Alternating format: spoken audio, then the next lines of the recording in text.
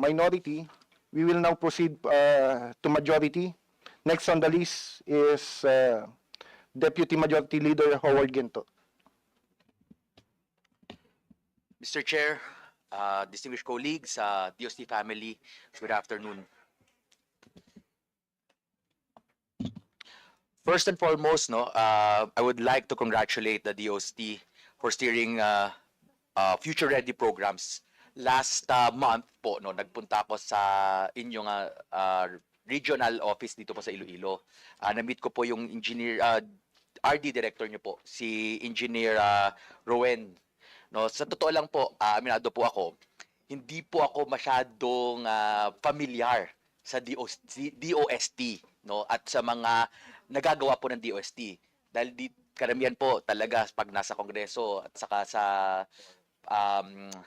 agricultural na ang parating pinupuntahan namin, DAR, DNR, puro yun po. So, talagang na-amaze po ako sa dami ng mga programa ng ating ahensya. Ang tanong ko po is, yung pinakita po natin mga programs for food security, kagaya po nung, ano po ito yung Lorowan base pond water supply, o kaya po yung Smart Aqua Farm Feeder. Marami po kayong mga programa for food security. Papaano nyo po ba pinipili ang munisipyo o probinsya kung saan nyo pinapilot run itong mga programa nyo? Thank you for the question, Your Honor. Essentially, we start with research and development. Once it's perfected, anyone can now use the technology, especially mga MSME or mga farmers or cooperatives. So then, ang ginawa po natin to really apply this in a wider scale, we have a program on applying smart agriculture to all regions of the Philippines so that we can really scale up the effort in the use of smart agriculture for both land and water-based agriculture. Meron din po kayo isang programa, yung Mobile Modular Food Processing Facility. Actually, dito ko lang din po nalaman na yung isa po yung mobile food truck nandun po pala sa aming distrito, So, sabi ko nga, baka later on, with the help of DOST and yung sa aming mga association, baka mapatakbo po namin at matry po yung inyong napakagandang invention, ang akin lang po, baka pwede po na matulungan nyo ang aming probinsya or ang aming distrito kasi po we are supposedly called the seafood capital of the Philippines. Yet currently hindi na po kami nakakapag-produce as much as we did before in the first district of Capiz. And aside from which, nagde-decline na rin yung aming aquaculture. So I'm requesting and hoping that we can focus or really provide technology and assessments that will help us revitalize our aquaculture. And of course, this will entail help with you the food security programs of our national government.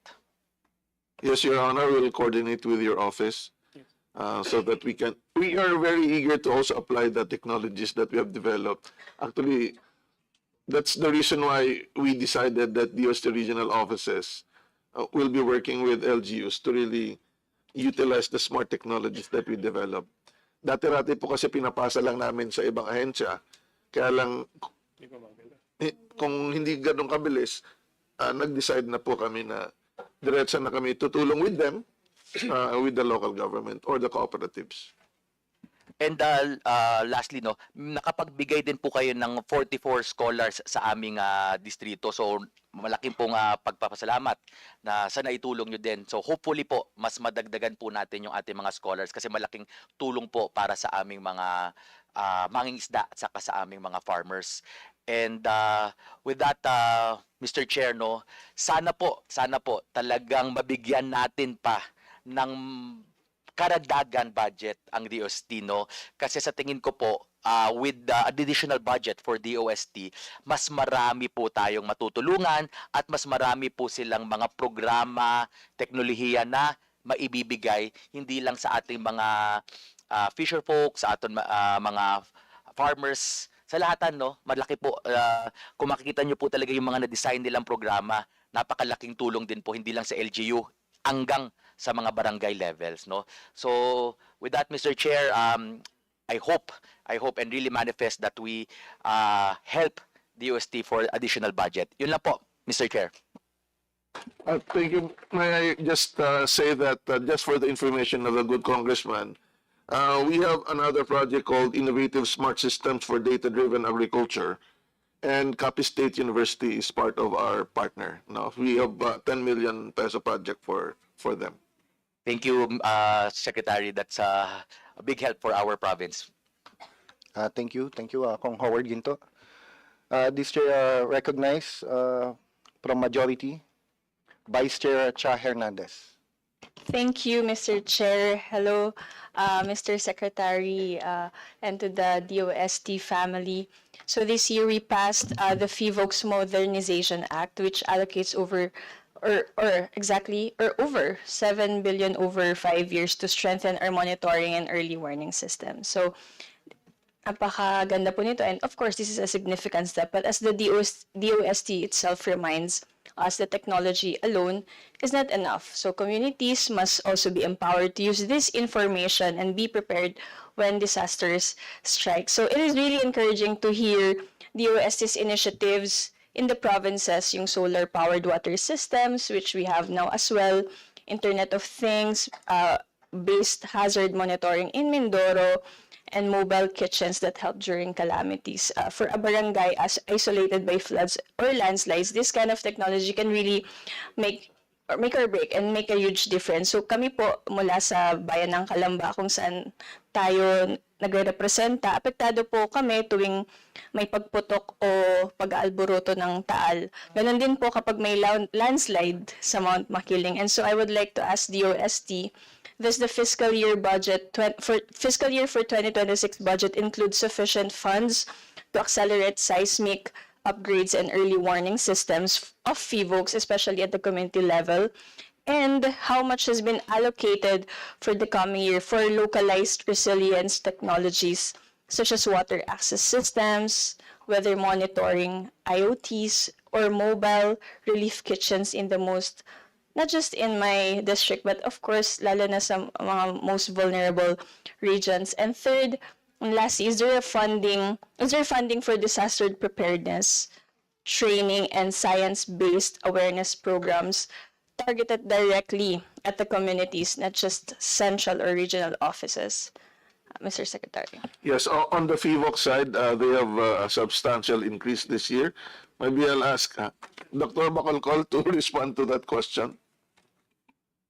Good afternoon, ma'am. Yes, we initially asked for 1.2 billion pesos. That's our proposal, but we were given 987 million, which is 10% higher than what we had this year. So I think that's enough. Although, of course, we didn't get the 1.2 billion, but the 10% increase is good enough for us. Thank you for the water. Actually, there are various options. Iba-iba po ang modality ng aming pagtulong. One is through research grants for R&D, and we have the Industrial Technology and Development Institute that has developed this safe waters technology that can be given to fabricators all over the country. But there's also the regional offices that can fund, for example, geographically isolated and disadvantaged areas. We have the Community Empowerment through Science and Technology program. This would have 5 entry points. One is disaster and climate resilience. Second is health and nutrition, including water and sanitation. Third is education and literacy.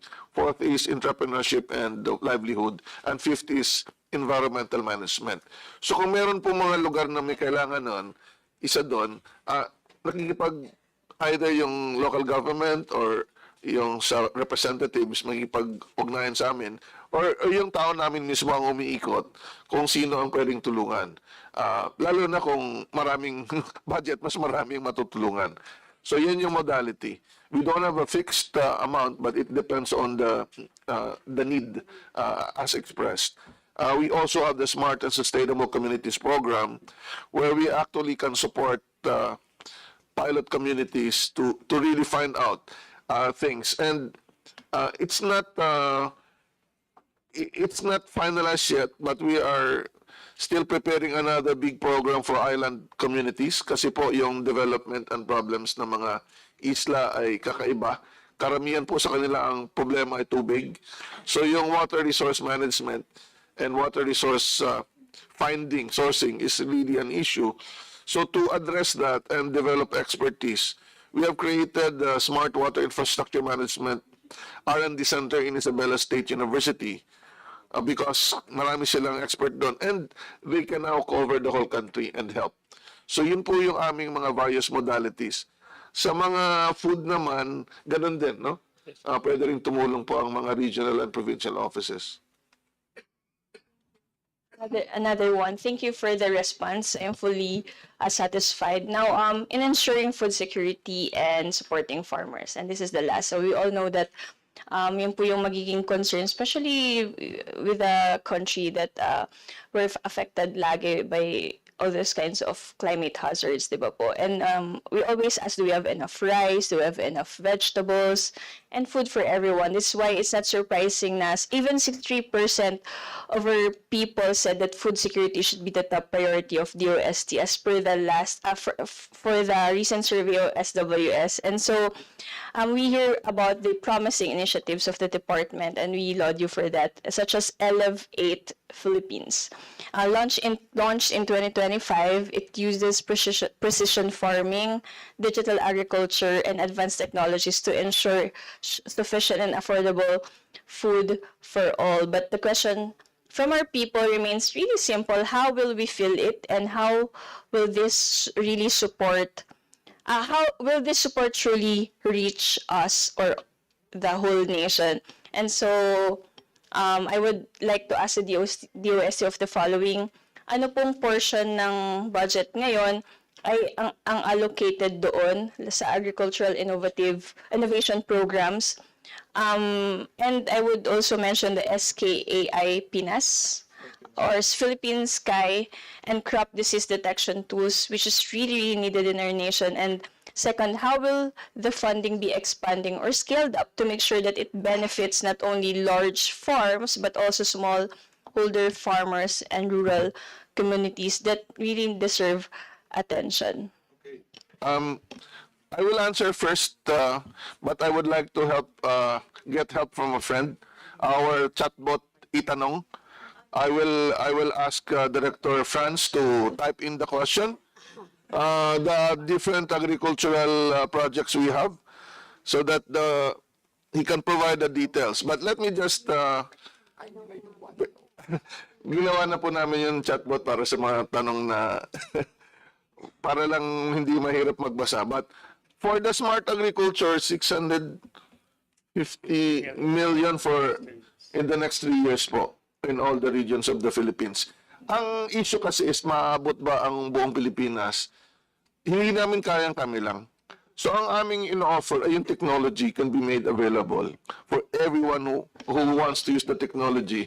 Tulad ng binanggit ni Representative Ginto kanina, available na po yun.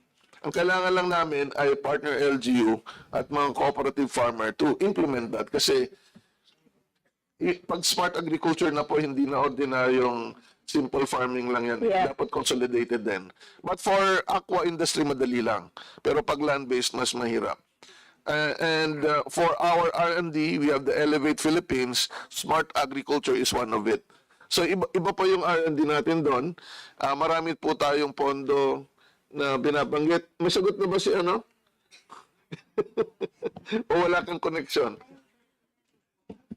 Good afternoon, Yeah, go ahead. Mr. Secretary. Yes po, pinapa-query na po natin sa system, and if it's ready, nasa tech booth lang naman po, we can flash yung inquiry. Basically po, we had the DOST and the DOST ASTI we have developed our chatbot inquiry system, taking inputs from the different information within DOST. So yung such queries, mas mapapadali na po. So using that system, tawag po namin sa kanya itanong.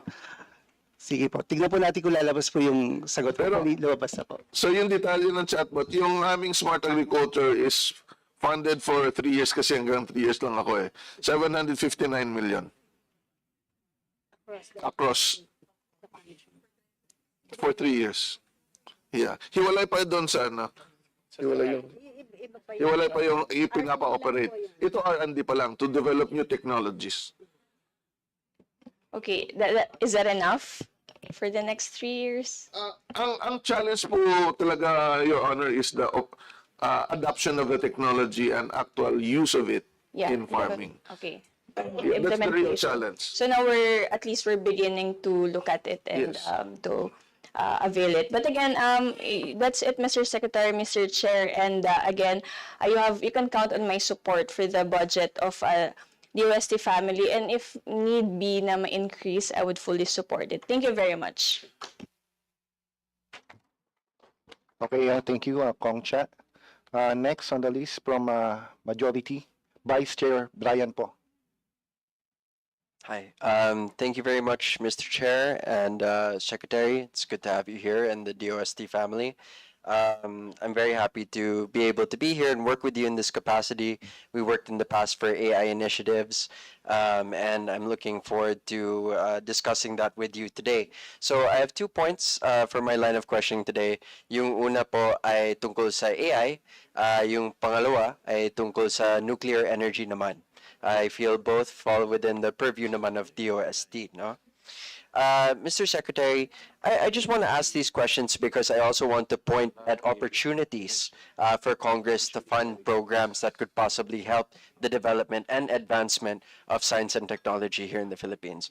So with that being said, Mr. Chair and Mr. Secretary, what I know is that China is already investing $9.3 billion into AI. The UK, $4.5 billion. Mr. Secretary, how much exactly are we investing in our AI development here in the Philippines? Just for DOST, for our operation where we will establish an AI hub which will be a service for our MSME and industry is around 260 plus million. But that's the initial. But we have a list of projects that we have prepared because the President instructed us to develop an AI center in DOST where we already have advanced many of the projects. So it's a lot because we need a data center. But since 2016, when we started AI, we have more than 1.4 billion pesos already for R&D in AI. Director Franz, may I just ask you to briefly mention how much is our projected cost if we develop an AI center, including the data center? Thank you, Secretary, Your Honor. So thank you for this opportunity to tell more about AI. In our estimate, all in all, let's say from 2025 to 2035, the total is around 9.7 billion pesos po. For this year alone, if I may share,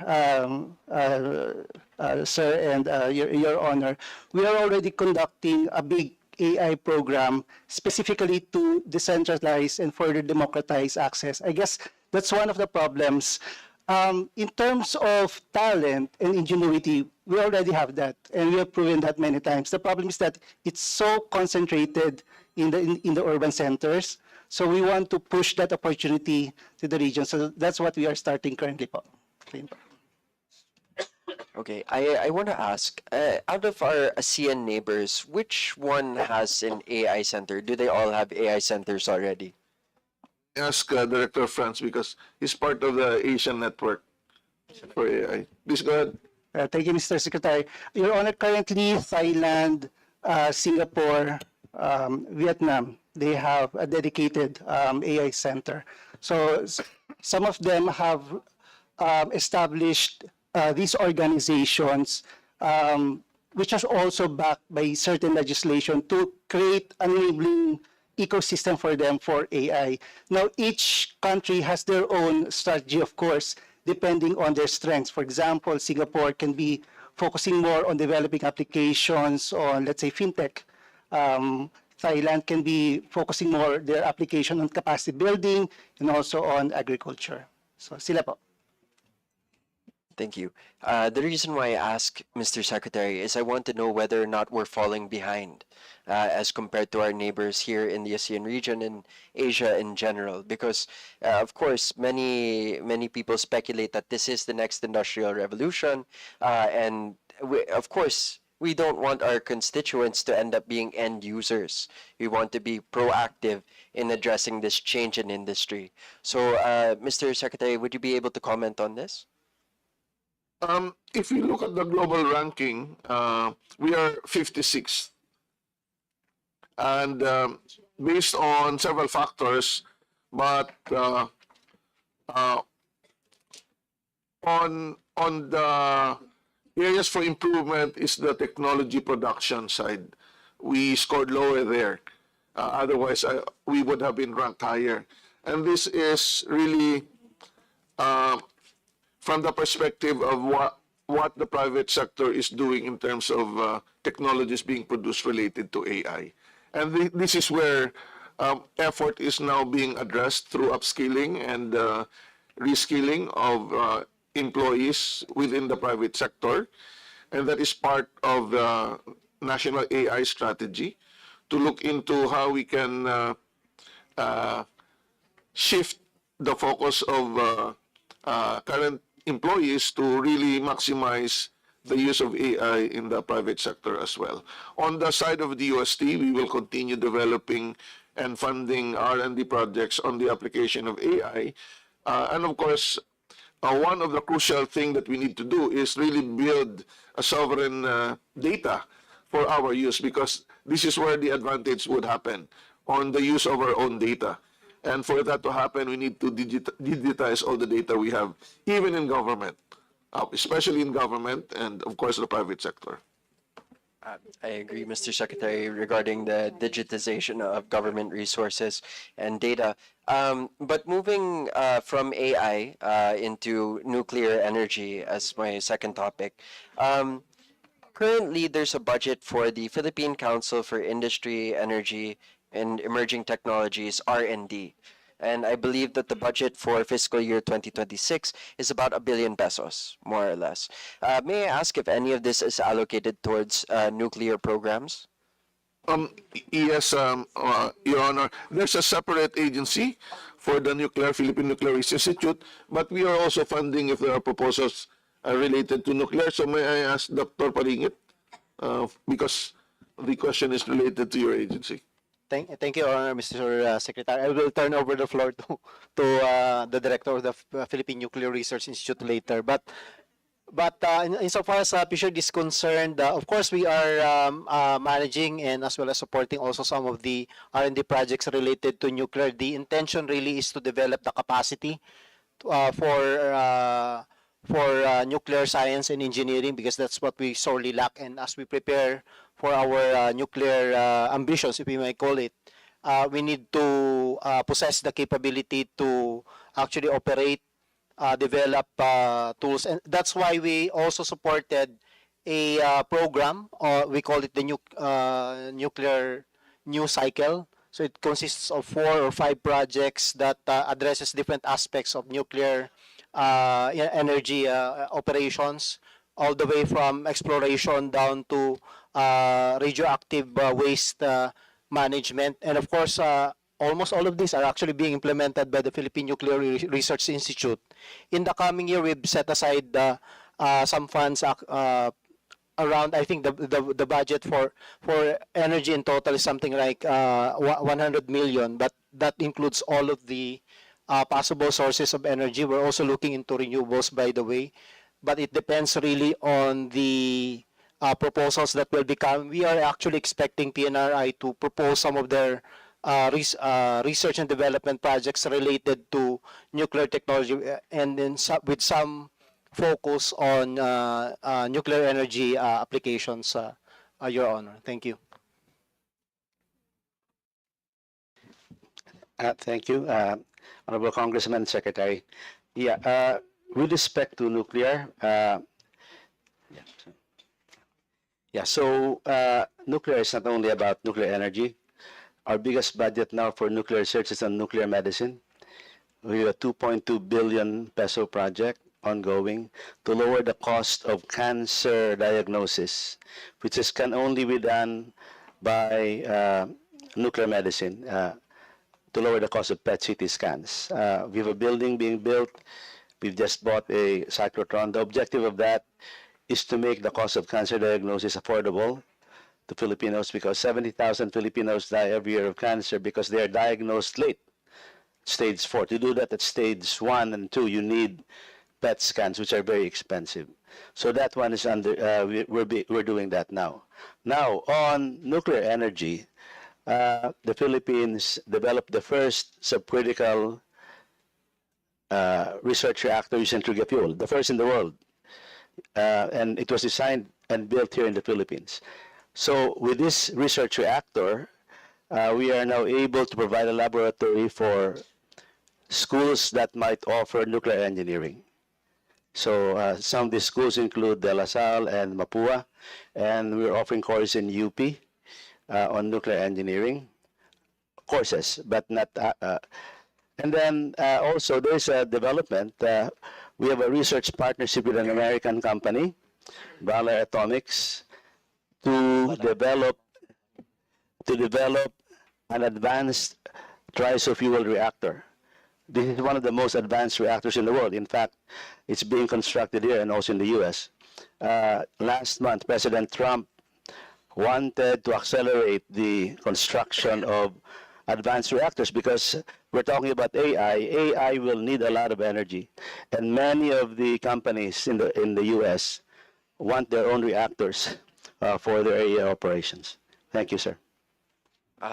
Thank you. Mr. Chair, I ask these questions because ibaba natin ng konti, no? Syempre, pag nasabi natin nuclear energy, medyo mataas. No, pero when we're talking about energy consumption here in the Philippines and the price of energy here in the Philippines, medyo masakit sa bulsa. So if we can find other alternatives, and we already had the nod from, as you mentioned, the United States to explore nuclear technology, as well as I know there have been programs that we're looking into in terms of modular nuclear energy for far-flung and rural areas na kailangan ng electrification. These are good alternatives which I believe that government should continue to look into. And Mr. Chair, I also want to bring up that I appreciate the budget season because we get to highlight amazing programs that are being developed by agencies like DOST, like for example this nuclear medicine program that you're working on. Had it not been for this budget hearing, I'm pretty sure many of our colleagues would not even know that we're funding this program and that it will go towards lowering the cost of cancer treatment and advanced cancer detection for many of our constituents. And we know that health is a major problem here in the Philippines, so we want to thank you for that research. But just to wrap up, I hope to be able to work together with DOST, especially for I filed a bill on a AI framework. So hopefully we can work together on the policy regarding that, and of course for further energy solutions for the country. If there's anything that we can work together on, I look forward to working with your offices. Thank you, Mr. Chair. You have the floor. Thank you, Representative Brian po. Now, next on the list, Representative Tony Roman. Good afternoon sa pamilya ng DOST, headed by Secretary. Well, first, I want to say, just to reassure you, I'm not going to be as reassuring as Kong Rufus Rodriguez, but I am in support of the DOST because I'm a father to a daughter who's taking up bioengineering in the US. So all her life, she's been a fan of STEM.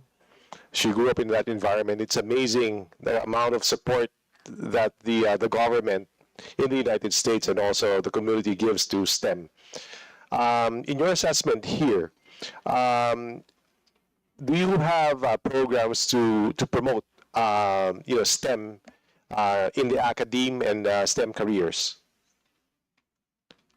Yes, Your Honor. Unfortunately, we start at the high school level.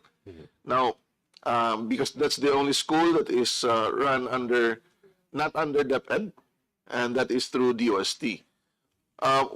Currently, we are assisting the Department of Education improve the learning performance of students in terms of STEM by integrating new technologies. For example, we are establishing 21st century learning environment model where we actually put in advanced machines, including robots and very nice projector where you can actually draw there to pique the interest of students. Because based on my observation, I've been under public schools except kinder in the Philippines up to college and of course in the US. The education is really to create a more or less inquisitive mind and not memorization.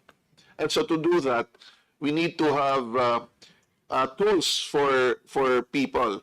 So recently we were in Romblon. We have a partner from the University of the Philippines that developed Visor. It's called Versatile Instrumentation System for Science Education and Research. It's like a laboratory in several boxes, but this big only. And you can do a lot of experiments, physics, biology, that would get the interest of students. Kulang po talaga yung mga laboratory natin. So in one form or another, we're trying to help DepEd here. In terms of the college level, the different councils under DOST have this institution development program. Nagsaset up po kami ng mga laboratories in schools that they wanted to focus on specific fields in STEM. So for example, sa Perpetual Health, Internet of Things, no? Yung kaninang binanggit sa Sultan Kudarat State University, Lab for Criminology or Forensics. So iba-iba po. But definitely, I would think that we need to really focus on the young ones before we reach the high school level. So we also train DepEd teachers on how to teach science, math, engineering. No, so but definitely we can also add artificial intelligence now in the mix. There is I know that DepEd has a partner to introduce artificial intelligence in both students and teachers, and results are promising. So we're also engaging them. Mr. Secretary, I appreciate the response. Although it raises a concern, resource limitations. When you think of technology, technology tends to be expensive, right? Ideally, you want to bring science closer to the students. In the absence of that, you have something that is mobile. Yeah, you mentioned earlier. Where are those robots deployed? Are they have they scaled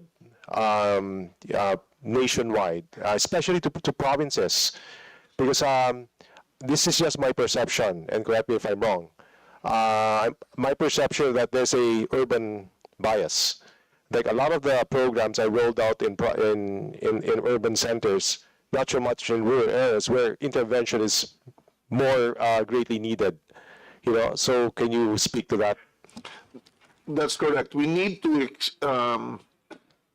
expose students in rural areas. I grew up in John Romblon. It's not an urban area, but because of the laboratories that we have, just even meager ones, so he got interested in science.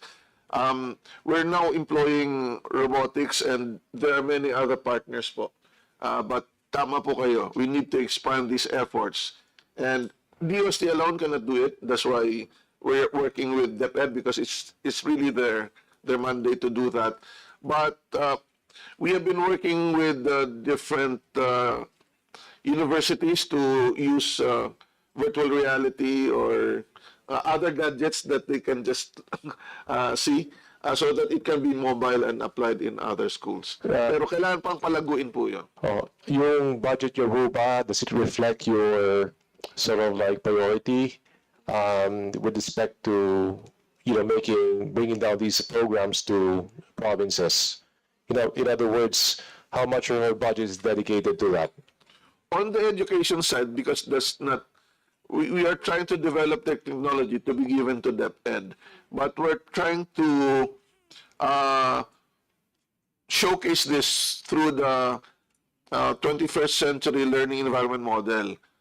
So we're looking for partners with the LGU, and I would like to request SEI director to respond to it because you have more experience on it. Kulang po talaga. Kulang po talaga. Pilot po natin sa first district ng Bataan, sa Hermosa, Orani, Sabal, Bukay. Pwede naman po yun eh. Ang naghahanap po kami ng magpa-partner na tataya din para matulungan din natin, para mas mabilis ma-implement. Dr. Cornelio. Yes, no, Your Honor, thank you so much for bringing that up.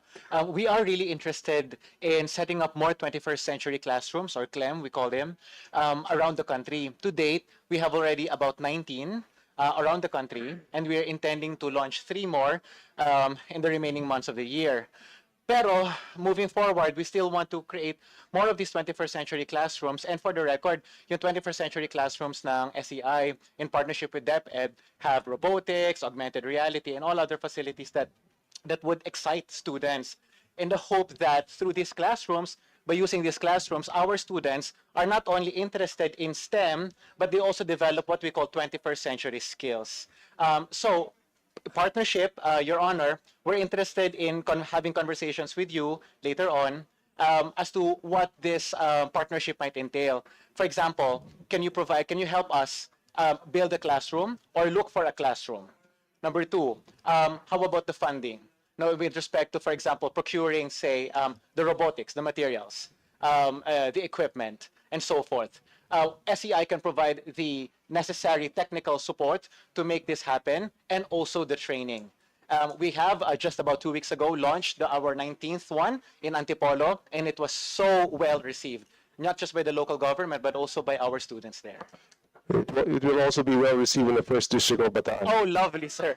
The answer is I yes. just want to say that, yeah, again, I go back when hearing this, the response that, you know, I can, parang mga peso, it's going to be expensive, you know, but there are frugal ways of actually pursuing this but it all starts with a conversation with stakeholders and LGUs. You could, for example, repurpose existing spaces, the mobilize volunteers, leveraging open source tools to democratize access to knowledge and innovation.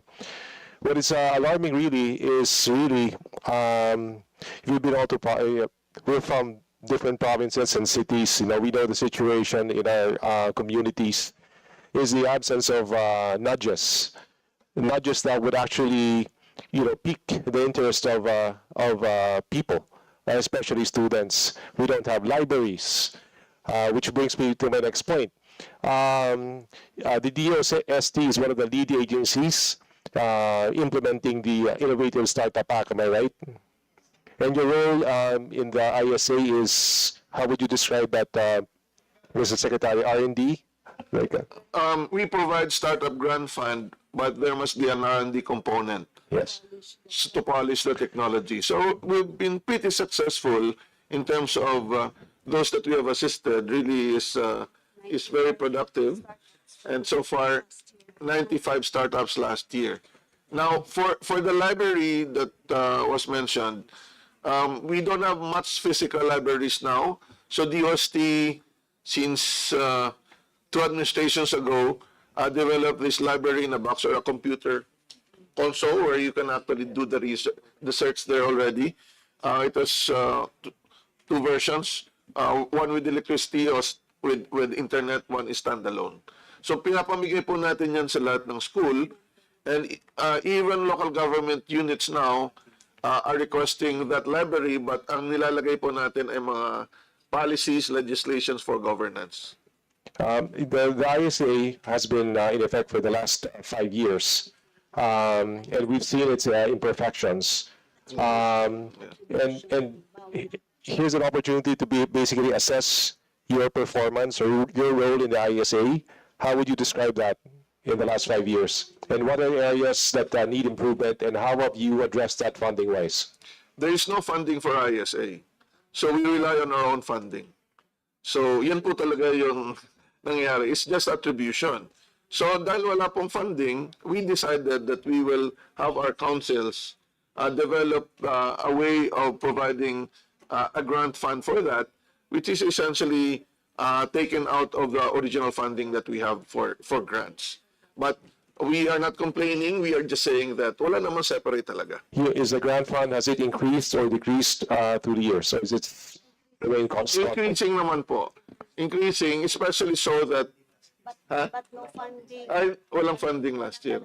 No, so that's really sad. Yeah. So, You share the vision of like having a diverse industries and businesses, correct? And the only way to do that is through startups. Do you share my view that the startups is, has been abused? I mean, a lot of enterprising individuals fashion themselves as startups, but actually they're not. so that's why we are aware of that. That's why mahigpit po kami sa pipiliin naming startup. Talagang sinusuyod po, meron po kaming committee to evaluate. So, yung ibang mga startups na na-fund ngayon, dati bagsak sa amin. So, pag na-improve na nila, saka pumapasa. Yung isa pa mong pinag-uutos ng ISA, yung pagtatayo ng innovation hubs. Do we have one? Have we established innovation hubs? We have different levels of innovation hub. We have set up innovation hubs in provincial science and technology offices of the DOST. So far, we have 57 already out of the target 80. We have a different innovation hub between DOST and PCCI at the national headquarters. It's called DOST PCCI Technology and Business Innovation Hub. So we have different innovation hubs for different concerns like technology business incubation hubs, 95 po yun, 90 plus. And then meron po tayong textile innovation hubs, meron tayong metals and engineering innovation hub, meron po tayong advanced manufacturing or 3D printing innovation hubs.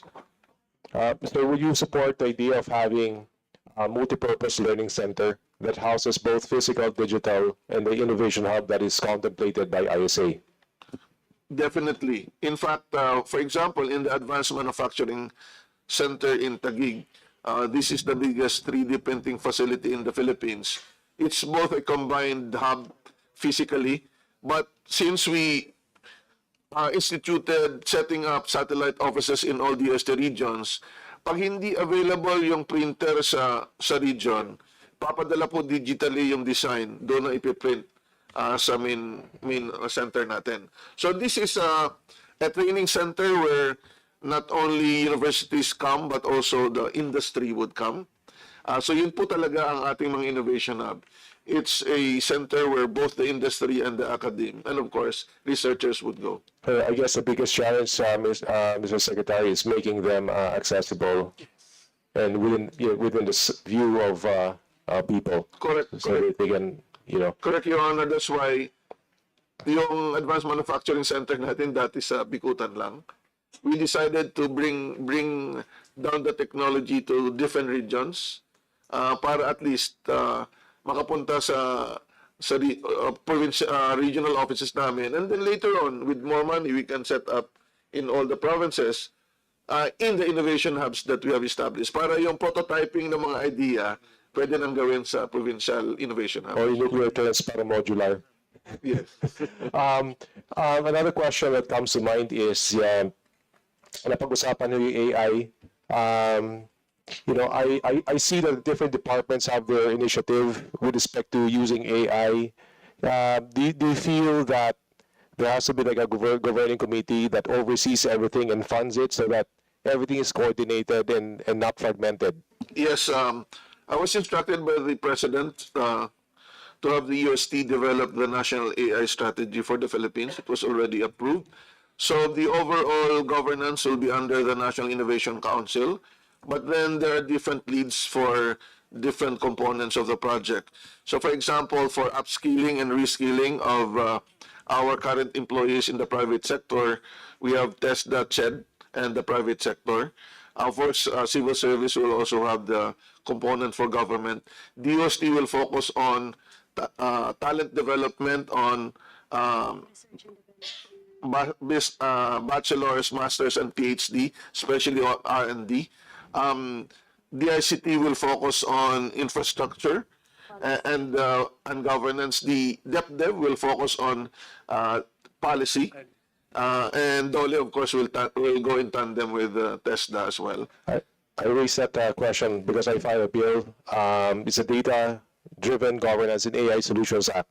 So having National Steering Committee on AI, it's basically try to fund AI initiatives to boost and help public service. So maybe we can collaborate on that, Mr. Secretary. Yes, sir. Thank you. I have nothing further. Thank you. Okay, thank you, Representative Aberman. For the second round, from the minority, may I call Representative Reneco? Is she here? No? Now from the majority, Vice Chair Nikki Briones. Thank you, Chairman. DOST family and Secretary Solidom, good afternoon. I would like only to thank DOST family and Secretary Solidom for having a program for our food security, considering that this is our main advocacy of AGAP. May I ask the Secretary, how much is our budget for this program, food security for our people? Doon po sa application ng Smart Agriculture sa regional operations po, 650 million for 3 years. Yung R&D po sa Smart Agriculture, 700 million plus in the next 3 years. But again, these are to be operated by DOST, but of course, proposals can come in any time of the year, and we evaluate if it can be funded. So dagdag po yun sa nabanggit ko. Kaya ko lang naman tinanong, gusto ko mas malaki ang budget nyo para sa food security. Kung may magagawa tayo. Then, ang isa sa talagang kailangan namin sa mga agri-sector, yung paano natin tapos yung problema sa ASF. Considering na 200 billion ang nawala na sa industriya namin, itong inyong dinidevelop na locally optimized DOST lobe and BIP tech diagnostic kits for rapid field-ready ASF virus detection, napaka-importante nito sa amin. Kung nasaan na ba tayo dito sa pagde-develop ng yung TOSLO po, sa Bisaya po yung alam niyo, Congressman Mercado yan eh. Dinidi po yan para makuha yung blood, para mabilis. And then yung kanyang partner na rapid, yung PCR detection kit, doon na papasok. So these are already available. Very good. Thank you. And how about your developing vaccine? Naaral na po yung genome sequence nung virus na nagkokos. So tinatapos lang yung partner natin ng building to manufacture. So syempre private sector na po yun eh. So tatapusin lang nila yung building tapos mag-manufacture na sila.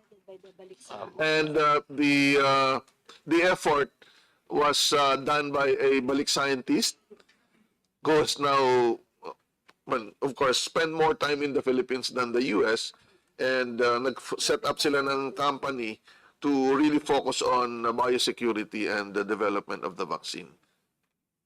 Thank you. Very good. That's all, Mr. Chair.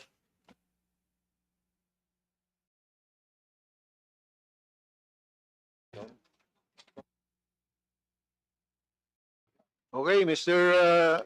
Chairman. Okay.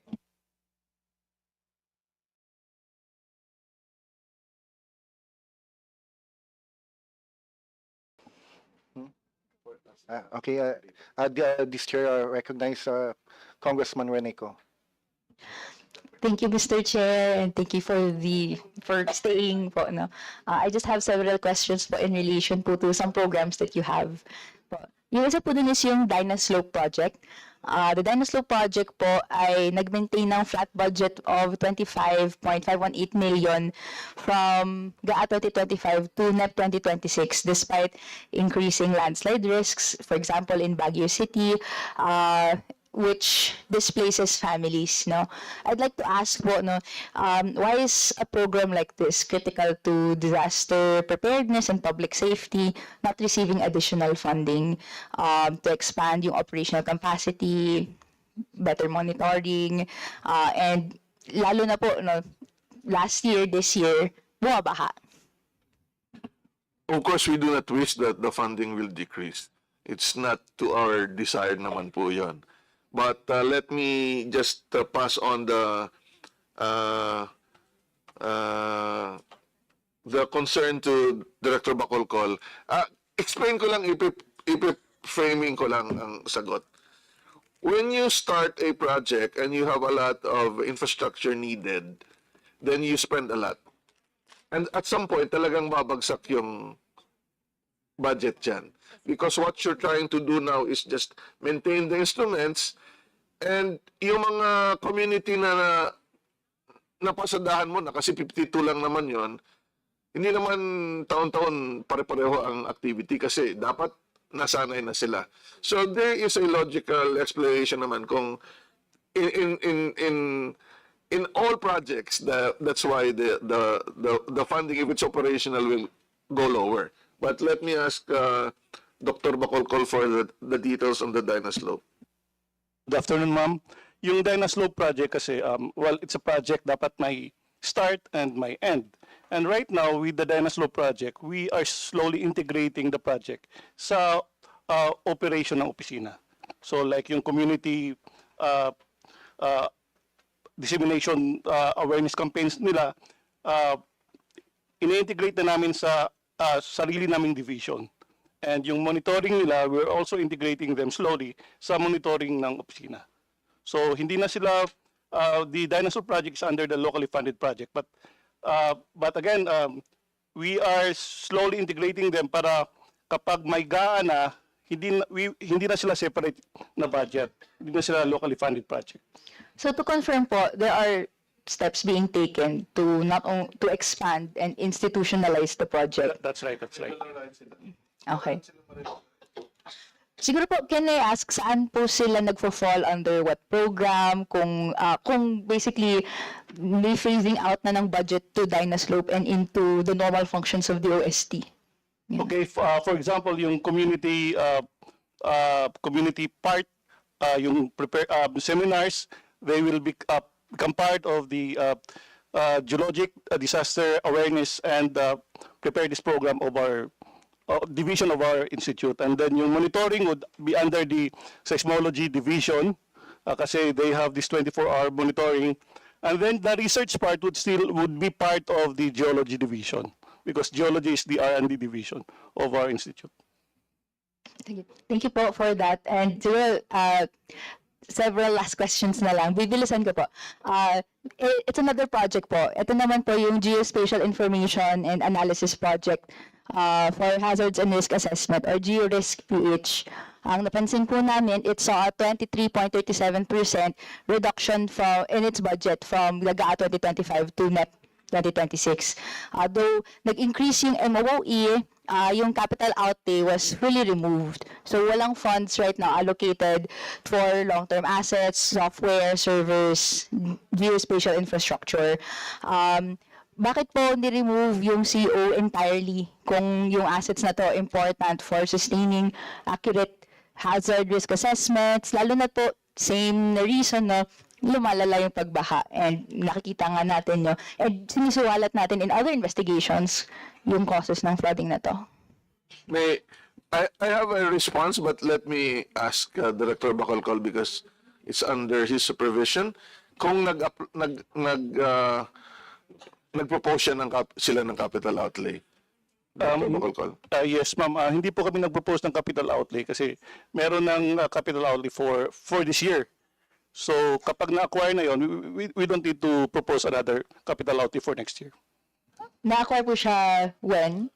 Ngayong taon po, Okay. So hindi na kayo nag-propose ng additional for... capital outlay for next year. Okay. And sufficient na po yun na... Well, sige pa. So, just to give a bigger picture, the GeoRex Philippines initiative was focused only, it started under me when I was still there at VVOX. It focused on disaster and disaster-related data, from hazards to exposure. At the Department of Science and Technology, as part of the Elevate Philippines program, we have this big project called Geospatial Analytics and Technology Solutions Program. And this would have around fund of 568 million for the next 3 years. The GeoRisk will still be part of it, so that, but then we will incorporate climate data from Pag-asa and other data from all DOST agencies. So there will be a bigger network of infrastructure where we can actually complement GeoRisk Philippines. So available na yung machine nila, madadagdagan pa sa compute power under the GATE program. And thank you po for the update. And siguro ang last ko lang na I'd like to share in relation to doon sa DOST scholars, yung pinaka-cusp of the findings that we've had with us, with the consultations na attended by students from Region 1 up to Region 12 is yung problem ng understaffed po yung magbibigay at yung nagdi-disperse ng scholarship funds. Ang sabi nga po is yung ratio is one in charge to 1,000 scholars. Ganun po. So actually, nung narinig ko yung may core group pa na pinaplano, inisip ko paano mangyayari siya kung in the first place, kulang na yung tao as we speak. So ano po ba, may plano po bang magdagdag ng tao, maging in charge nito, in relation sa kung paano to implement on a national level? Yung core group actually is essentially a combination of DOST and the university person. And since we already have this project where we actually would bring down the money directly to them, at least na bawasan na yung bureaucracy. Pero alam ko, nagdagdag ka ba?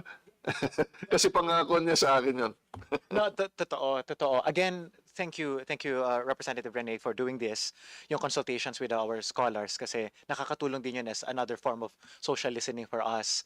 We are aware that there are these barriers, no?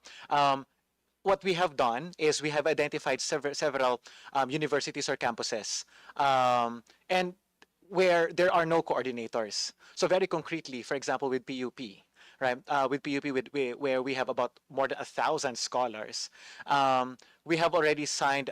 We are already setting up a partnership with them, and hopefully we can have our coordinator located right inside. Dati kasi their papers will have to go to SEI directly. So so identifying these concrete barriers on the specific campuses is the step that we have been doing in the past months, and hopefully on this particular campus, those barriers will be dismantled. And thank you very much for your indulgence. I yield to the floor po, Mr. Chair. Okay, thank you, Congressman Ko. Since there's no more interpolator, any motion? Mr. Chairman,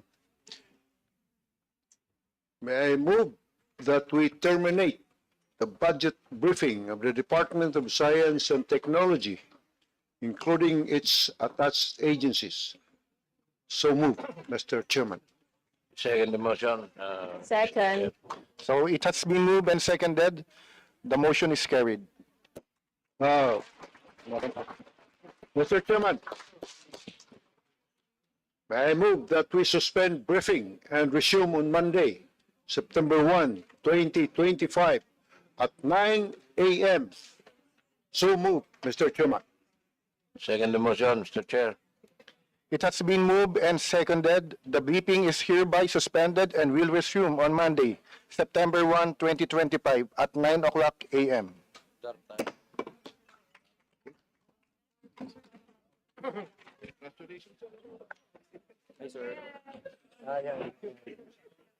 Sir, masahin lang po yung attendance. Attendance lang po natin for this afternoon. Ito po, sir. Thank you very much po.